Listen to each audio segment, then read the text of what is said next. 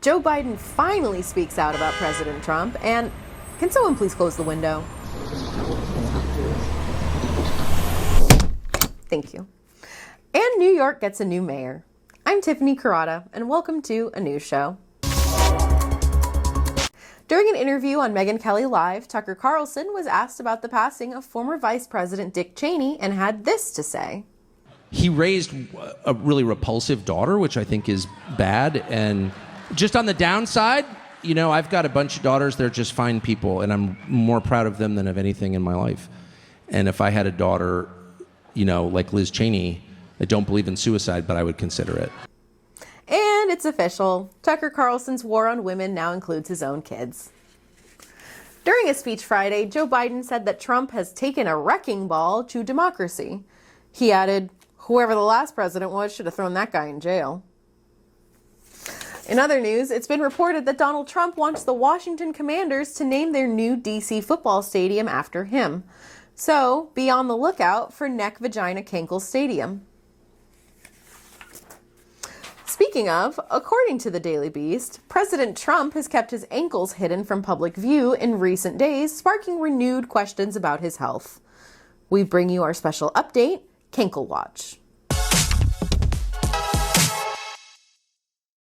The last time we saw his ankles in the Oval Office was during his meeting with NATO's Secretary General Mark Rutte on October 22nd. Since then, he's either sat with his legs tucked under the desk or stood behind a podium. Sources say the White House may be taking steps to conceal any visible signs of illness. Reports indicate that each day the barriers grow taller.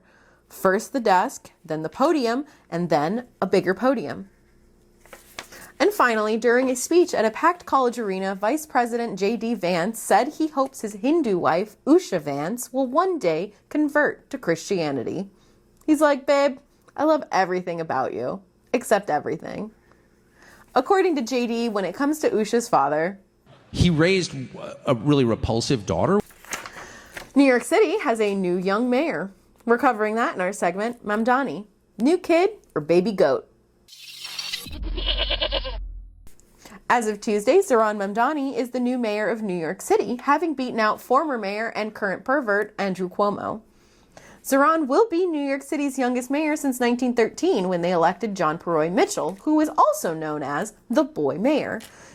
It's a shame that nickname hasn't stuck for Mamdani, since the easiest way to win over the GOP is to be a young boy. Reaction to Mamdani's win are as divided as they get.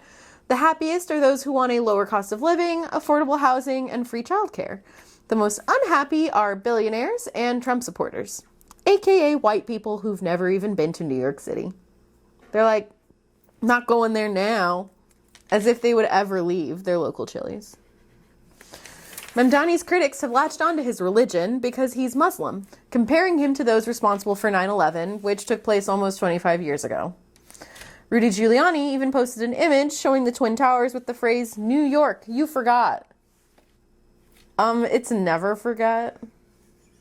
Also, what is he even talking about? Zohran was only 9 years old when that happened. But to be fair, Giuliani might not care about that, since he's been known to consider 9-year-olds mature for their age. But why are billionaires and right-wing media so upset about Mamdani? It's just one city in one already blue state. His supporters say it's because he represents the working class, immigrants, and he's not a pedophile. Release the Epstein files. Plus, everyone's grouchy socialist grandpa Bernie Sanders said that candidates who stand boldly with the working class can win not only in New York City, but anywhere. Even a red state Chili's. Thanks for watching. Be sure to like, comment, or subscribe. Please. I'm Tiffany Corrada, and I leave you with today's mic drop moment. And this ICE agent was busted in Oak Brook, correct? That's right, Marie. The agent was sent here to Chicago to be a part of so-called Operation Midway Blitz. But during this immigration crackdown, the Trump administration has repeatedly said drunk driving is reason enough for non-citizens to be detained and deported. Now, one of their own is charged with the same crime. Police here in Oak Brook identifying 33-year-old Guillermo Diaz Torres from Albuquerque, New Mexico, an ICE agent who they say was asleep at the wheel. Got off shift. I came here. You guys have a checkpoint. This doesn't look good. A police report shows Diaz-Torres' speech was slurred, his eyes bloodshot, and officers smelled a strong odor of alcohol. Diaz-Torres is then run through a series of sobriety tests. Stand here in front, feet together, arms at your sides. I understand him. I'm horrible at balancing. Which police say he failed. M-N-L-M-O-B-Q-R-W.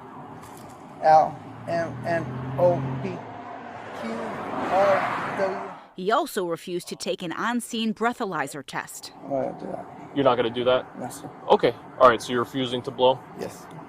All right. All right, man. Well, you're under arrest for DUI, okay? With today's mic drop moment.